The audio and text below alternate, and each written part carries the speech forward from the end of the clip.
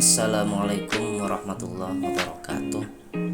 Baik anak-anak, untuk hari ini pelajaran IPA silakan disiapkan LKS dan pensil. Dibuka halaman 68. Baik. Di sini kita akan membahas kembali, sudah pernah dibahas, tentang kebutuhan. Kebutuhan ada 3 macam: kebutuhan primer, kebutuhan sekunder, dan kebutuhan tersier. Kebutuhan primer, kebutuhan yang paling penting atau utama agar manusia dapat melangsungkan kehidupan. Kebutuhan sekunder sifatnya untuk melengkapi dan meningkatkan kenyamanan.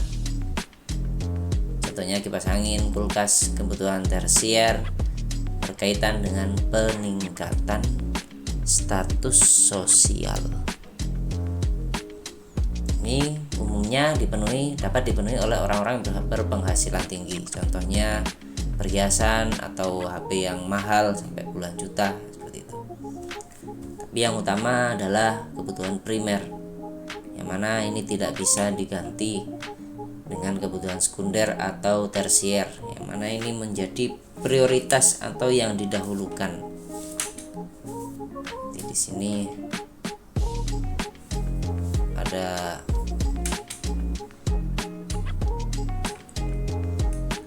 rumah ya, kemudian makanan sehari-hari. Tentunya kita tidak bisa melangsungkan kehidupan tanpa makanan, paling utama. Rumah juga. Yang terakhir adalah pakaian. Di sini bisa juga pendidikan anak-anak, ini juga merupakan kebutuhan primer juga saat ini. Baik, kita lanjut. Untuk memenuhi kebutuhan tersebut, maka kita membutuhkan uang. Kebanyakan kita pasti menggunakan uang untuk memenuhi kebutuhan tersebut. Kita lanjut pada halaman 71. Lanjut halaman 72. Ini tentunya anak-anak sudah menggarisbawahi ya. Uang berawal dulunya sebenarnya belum uang, tetapi masih barter. Kemudian lanjut kepada uang logam, kemudian lanjut uang kertas. Kemudian jenis-jenis uang kita lihat halaman 74. Ada uang logam, uang kertas. Kemudian uang kartal yang biasanya kita pegang buat sangu itu biasanya. Sama uang kiral. Ini adalah uang yang tidak berbentuk uang, berbentuk surat-surat, halaman 75. Atau mungkin seperti ATM itu, M-banking itu sudah bukan merupakan uang kartal, tapi uang yang sudah bentuknya lain. Tetapi sebenarnya uang kartal tapi bentuknya sudah bentuk angka saja atau bentuk surat. Halaman 76, uang berdasarkan kawasannya ada uang lokal seperti rupiah di Indonesia, uang regional seperti euro di kawasan Uni Eropa sana, negara-negara Eropa. Kemudian uang internasional, ini yang saat ini menguasai dunia. Uang yang digunakan hampir di seluruh negara adalah uang US dollar atau dolar Amerika. Kemudian bagaimana cara kita mendapatkan uang-uang tersebut? Tentunya untuk memenuhi kebutuhan, lihat halaman 77 yang bawah C, kegiatan ekonomi dalam upaya memenuhi kebutuhan. Baris ketiga digarisbawahi, tindakan ekonomi dilakukan. Baris kedua, segala kegiatan manusia untuk memenuhi berbagai kebutuhan hidupnya disebut tindakan ekonomi. Tindakan ekonomi ada produksi, distribusi. Ini. Kemudian terakhir tentunya membutuhkan konsumsi agar produksi dan distribusi dapat berjalan. Ya, kita lihat di sini Kita lihat di sini ada bebek atau ayam atau sapi. Ini nanti akan dibeli oleh tengkulak atau istilahnya supplier. Misalnya sapi, susu sapi dikirim ke sini. Kemudian dari sini dikirim ke pabrik. Ini bagian yang mencari susu sapi atau daging ayam misalnya. Kemudian mendaftarkan dirinya ke pabrik, kerjasama dengan pabrik, sehingga pabrik kalau mengambil susu atau mengambil daging dari sini. Ini ada orang-orang yang bekerja dan mendapat uang di sini. Ini juga ada orang yang bekerja dan mendapat uang, karena harganya nanti pasti lebih mahal dari yang dari sini. Dibeli ini dapat uang. Di sini ada orang yang bekerja dapat uang. Di sini ada orang yang bagian mengantarkan dapat uang. Kemudian di sini ada toko-toko yang menjual susu-susu kaleng atau susu-susu kotak yang berasal dari pertanian atau peternakan. Kemudian dikirim lagi ke toko-toko kecil, sampai kepada konsumen. Dari susu sapi sampai yang kita minum saat ini sudah dapat memperkerjakan atau menghidupi banyak sekali orang. Dan kalian juga bisa mulai membayangkan akan berada di posisi mana, apa mau diproduksi, apa mau didistribusi. Nah, gitu. Tentunya dalam tindakan ekonomi kita dituntut agar tidak terlalu konsumtif atau boros membeli barang. Kita harus menciptakan sesuatu, menciptakan lapangan pekerjaan, menghasilkan uang, ditabung, digunakan untuk hal-hal yang lebih penting, kebutuhan primer, kebutuhan tersier, bukan untuk terlalu banyak jajan gitu. Seperti itu terlalu banyak tidak diperbolehkan. Jadi konsumsi ini tentunya harus kita hindari berlebihan dalam konsumsi. Produksi ada beberapa macam ya, ada dari pertanian, perkebunan seperti itu. Kemudian tujuan kegiatan produksi menghasilkan barang atau jasa. Ini produksi. Ini juga bisa dikatakan hampir produksi tapi lebih ke distribusi. Kemudian ini kemarin sudah dibahas ya, sudah digarisbawahi juga halaman 79, jenis-jenis kegiatan produksi, ada dagang, jasa. Jasa ini seperti bengkel, layanan kesehatan, pendidikan, ini jasa, produksi jasa. Jasa itu tidak berbentuk barang tapi berbentuk pelayanan. Seperti itu. Seperti dokter melayani, memeriksa sakit apa, seperti guru mengajarkan materi-materi, itu pelayanan jasa. Lanjut kegiatan distribusi halaman 79 bawah. Kemudian lanjut kegiatan konsumsi di halaman 80. Perlu diketahui di halaman 81 faktor-faktor yang mengaruhi konsumsi. Tingkat pendapatan, semakin banyak pendapatan, konsumsi juga semakin banyak. Harga barang semakin murah, semakin banyak orang membeli. Kebiasaan hidup yang terlalu mewah, terlalu banyak membeli barang, itu sebenarnya juga tidak bagus. Membeli, karena di Al-Quran juga ada Alhaakumut Takatsur, itu surat At-Takatsur. Jadi kita itu dilarang untuk bermegah-megahan atau berbanyak-banyakan. Meskipun kita ada, kita tidak boleh terlalu banyak. Misalnya makanan, sering membeli pun juga tidak bagus dari segi kesehatan, karena ada unsur kimianya juga. Gitu. Baik. Dari hal-hal tersebut, kegiatan-kegiatan tersebut juga ada profesi-profesi. Nah, jadi kalian ini ke depan ini mau jadi yang mana? Dipersiapkan yang rajin dalam belajar sehingga hal-hal tersebut bisa dicapai. Tuh.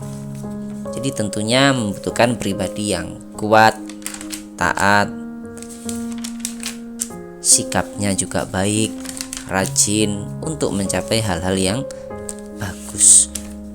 Halaman 86 kemarin juga sudah dikerjakan. Mungkin jika ada yang belum mengerjakan bisa dikerjakan sampai Romawi 2 ya. Lanjut halaman 96 tentang norma. Baik, kita masuk halaman 29 tentang norma. Norma intinya adalah aturan dalam masyarakat.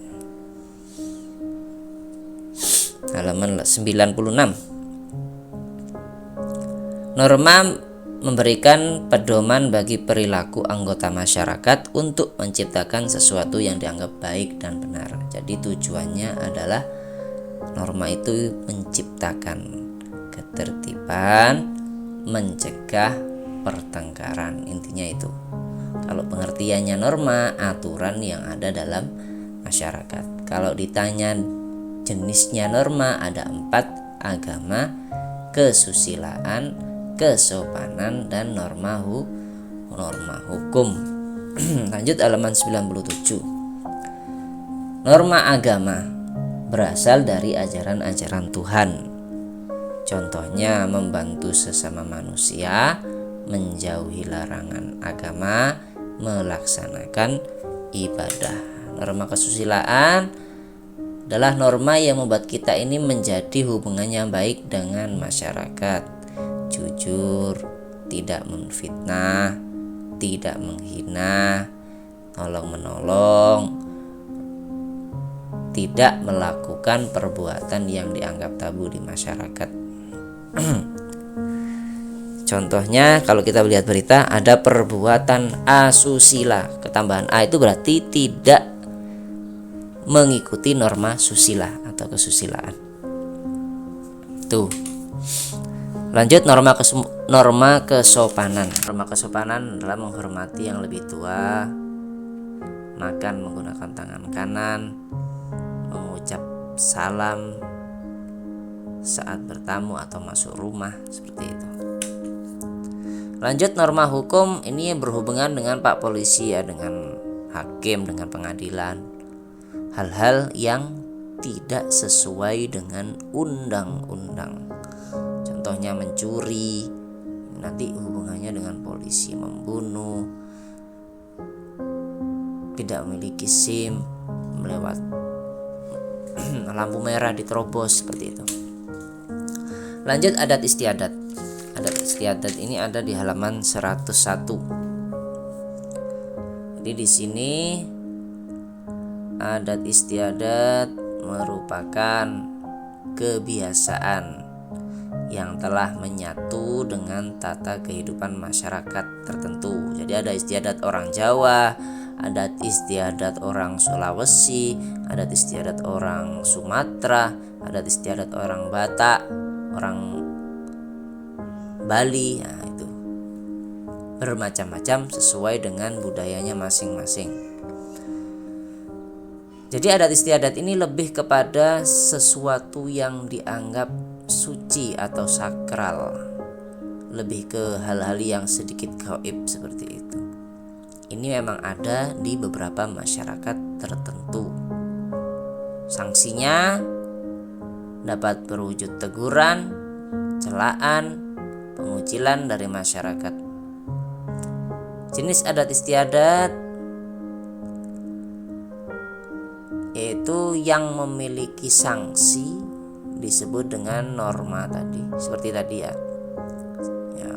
hukumannya ini seperti celaan, pengucilan gini. Adat istiadat yang tidak mengandung sanksi disebut dengan tradisi. Kalau yang disebut dengan norma tadi, yang jika dilanggar akan mendapatkan teguran, celaan, seperti itu. Namanya hukum adat tradisi. Nah, dibuatnya hukum adat untuk masyarakat yang aman. Kalau tradisi ini kebiasaan masyarakat yang masih melestarikannya bagus, dilestarikan sejak lama secara turun-menurun. Lanjut di halaman 102 contohnya. Di Batak itu ada, ini Batak, ini orang Batak ini.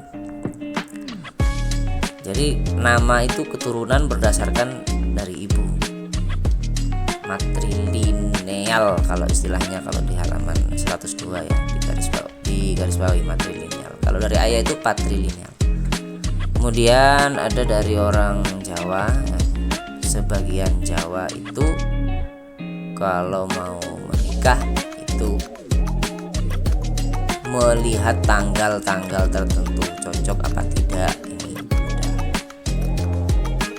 Ini suku Baduy.